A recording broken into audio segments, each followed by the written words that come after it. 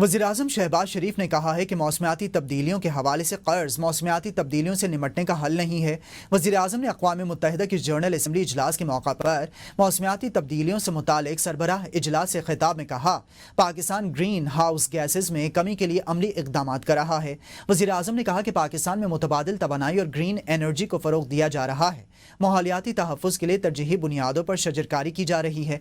वज़ीर-ए-आज़म का कहना था कि पाकिस्तान मौसमियाती तब्दीलियों से शदीद मुतासरा ममालिक में शामिल है।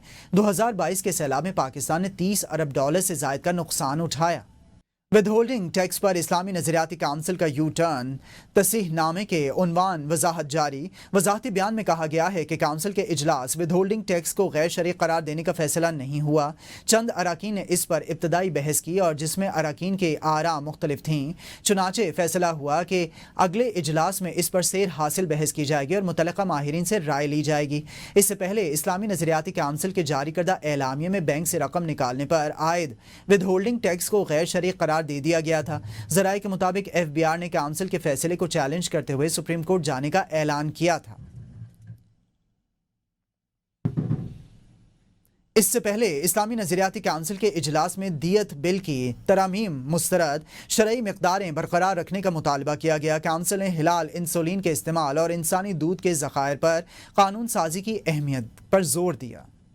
नज़रियाती काउंसिल का अहम इजलास चेयरमैन अल्लामा डॉक्टर रागिब नईमी की ज़ेर सदारत इस्लामाबाद में मुनक्किद हुआ। इजलास में दियत की तरमीमी बिल समेत कई अहम मामलात पर राय दी गई। इजलास में कौंसिल ने दियत की तरमीमी बिल की मुखालफत करते हुए मौक़िफ़ इख्तियार किया। शरीयत के मुताबिक दियत की सोना, चांदी और ऊँट से मुतालिक शरई मिक़दारें कानून का हिस्सा रहनी चाहिए। बताया गया कि बिल में चांदी को हज़फ कर दिया गया और सोने की गैर शरई मिक़दार को मयार बनाया गया, जो नाकाबिले कबूल है। काउंसिल ने शुगर के मरीजों के लिए हलाल अज्जा पर मुश्तमिल इंसुलिन के इस्तेमाल की हिदायत भी दी। इजलास में सुप्रीम कोर्ट के 11 सितंबर के फैसले पर भी तहफ़्फ़ुज़ात ज़ाहिर किए गए, जिसमें निकाह के बाद रुखसती से कबल तलाक की सूरत में नान नफ़का की अदायगी लाजमी करार दी गई थी। काउंसिल के मुताबिक ये फैसला कुरान और सुन्नत के खिलाफ है। इजलास में इंसानी दूध के ज़ख़ीरे के लिए मखसूस इदारे कायम करने और मुफासत से बचने के लिए लाजमी कानून साजी करने पर जोर दिया गया। इसके अलावा अदालतों में शहादत के लिए रखे गए कुरान करीम के नुस्खे पाक करने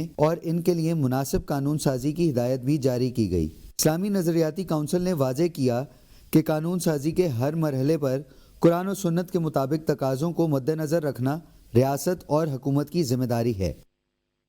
वफाकी हुकूमत ने पंजाब में सैलाब से होने वाले नुकसानात के सर्वे के लिए पाक फौज तैनात करने की मंजूरी दे दी। पंजाब हुकूमत ने वफाकी हुकूमत से फौज की खिदमात मांगी थीं। ज़राए के मुताबिक वफाकी हुकूमत ने फौज की तैनाती के बाज़ाब्ता अहकामात पंजाब हुकूमत को भिजवा दिए हैं।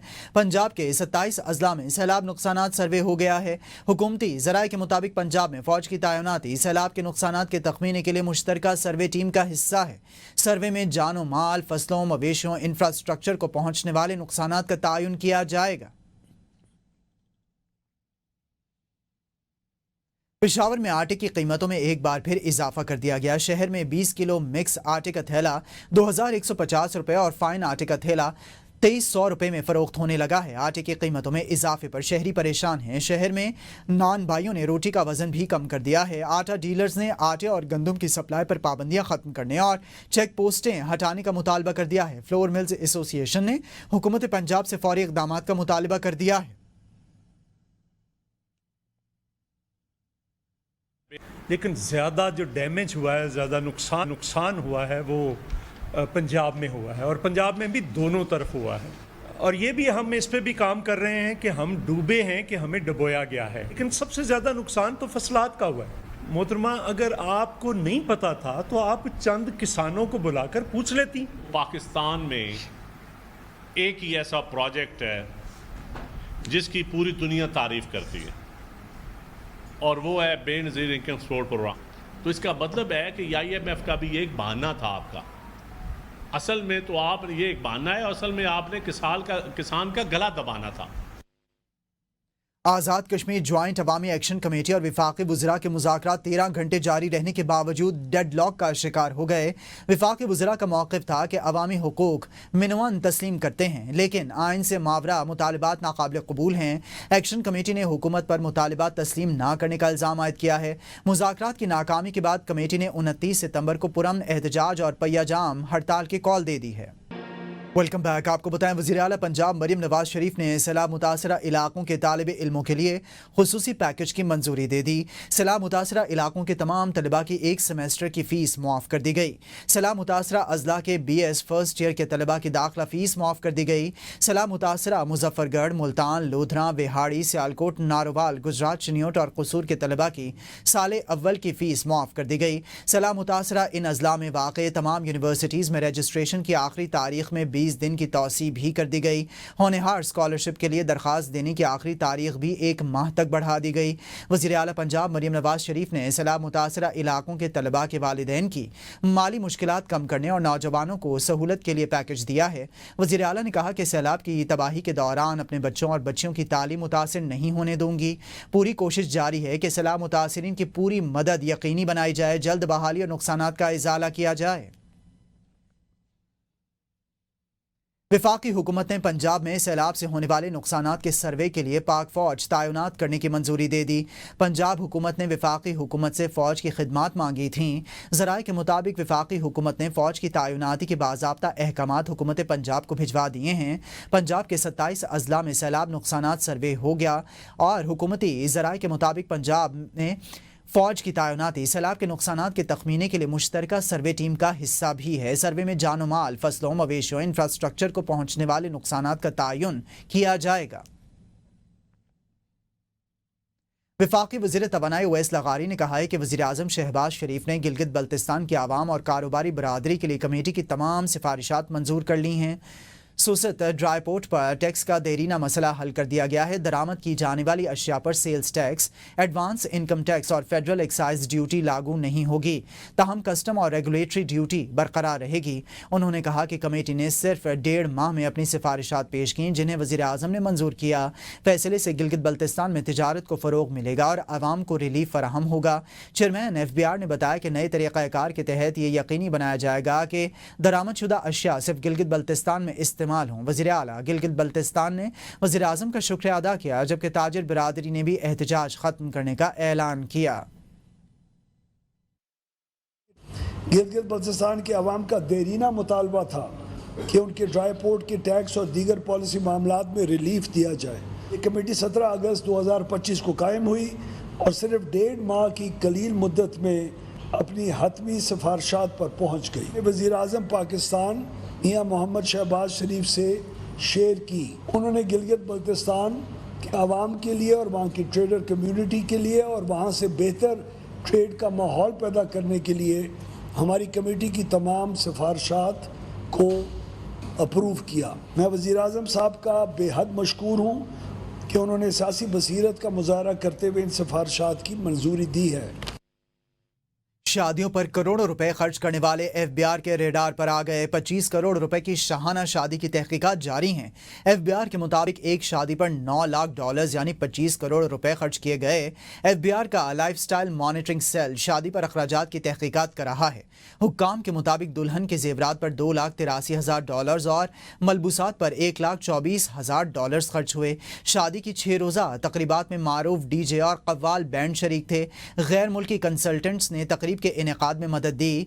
FBR का नया सेल सोशल मीडिया पर शादियों की बड़ी बड़ी तकरीबात, हीरों के जेवरात समेत दीगर कीमती लवाजमात और ड्रोन लाइट शो देखकर टैक्स नादहिंदगान का सुराग लगाएगा।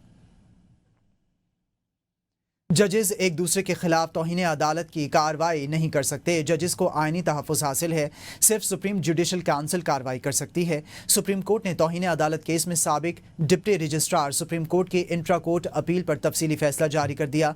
तफसीलात जानेंगे बिशारत राजा की इस रिपोर्ट में। जजेस एक दूसरे के खिलाफ तौहीन अदालत की कार्रवाई नहीं कर सकते। बद इंतजामी या मिसकंडक्ट के इल्जामात की इंक्वायरी और कार्रवाई सिर्फ सुप्रीम जुडिशल काउंसिल ही कर सकती है। सुप्रीम कोर्ट ने कमेटी मेंबरान के खिलाफ तौहीन अदालत की कार्रवाई कलअदम करार दे दी। बराही में justice Mohammad Ali Mazhar, justice Athar Minallah, justice Syed Hasan Azhar Rizvi, justice Shahid Waheed اور جسٹس مسرت ہلالی پر مشتمل 6 رکنی بینچ نے قرار دیا کہ ریگولر بینچز کے 21 اور 27 جنوری 2025 کے احکامات اب مؤثر نہیں رہے۔ 26ویں آئینی ترمیم کے بعد مقدمات صرف آئینی بینچ ہی سن سکتا ہے۔ ریگولر بینچ نے آئینی شکوک کے برعکس کارروائی جاری رکھی۔ جسٹس منصور علی شاہ اور جسٹس عقیل عباسی پر مشتمل بینچ نے 21 جنوری کو ایڈیشنل رجسٹرار جوڈیشل کو عہدے سے ہٹانے کا حکم دیا تھا، جبکہ 27 جنوری کو ایڈیشنل رجسٹرار کے خلاف توہین عدالت کا نوٹس واپس لیتے ہوئے قرار دیا تھا کہ انہوں نے جان بوجھ کر عدالتی احکامات کے خلاف ورزی نہیں کی۔